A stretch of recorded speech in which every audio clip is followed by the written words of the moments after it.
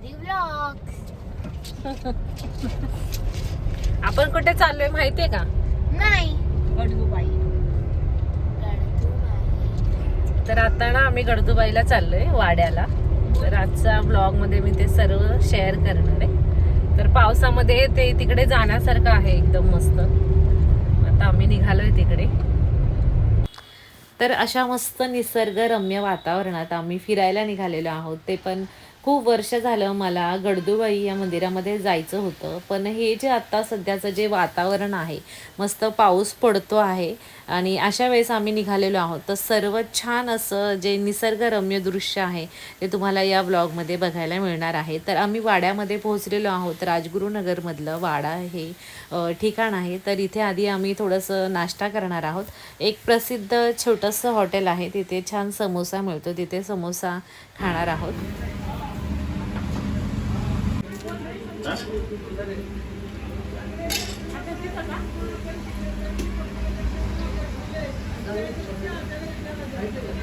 कोणाला पाहिजे?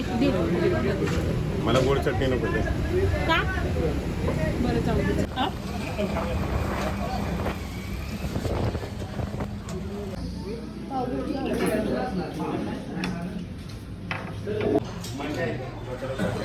वडापाव, समोसे, मिसळ वाड्याचे फेमस.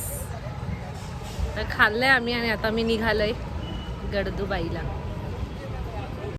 तर मस्त ब्रेकफास्ट करून आम्ही गडदुबाई मंदिराकडे निघालो. तर वाड्यातून कदमवाडीमधूनच गडदुबाईला रस्ता जातो. तो वरती डोंगरावरती गडदुबाईचं मंदिर आहे.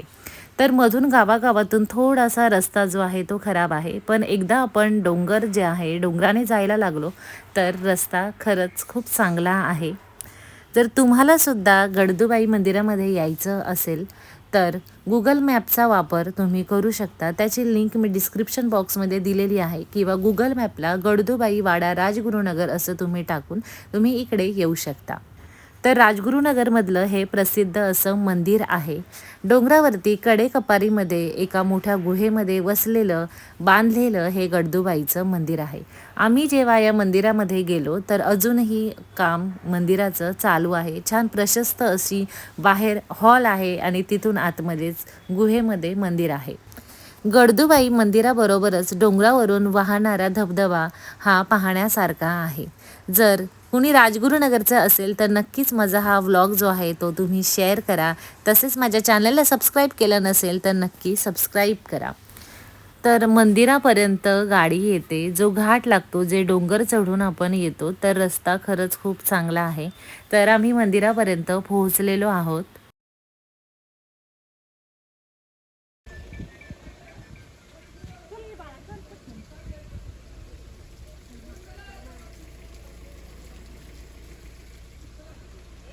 तर फायनली ना आम्ही या गडदुबाईच्या मंदिराजवळ आलेलो आहे. तर ह्या डोंगरामध्ये असं छान हे मंदिर आहे कडे कपारीमध्ये.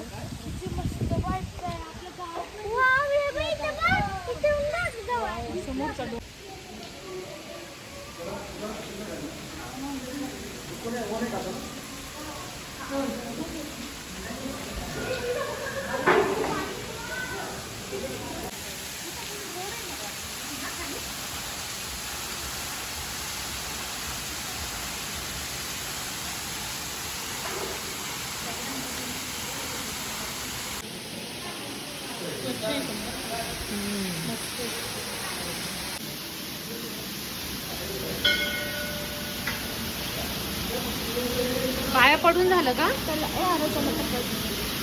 इथं एका कोपऱ्यात उभे राहा.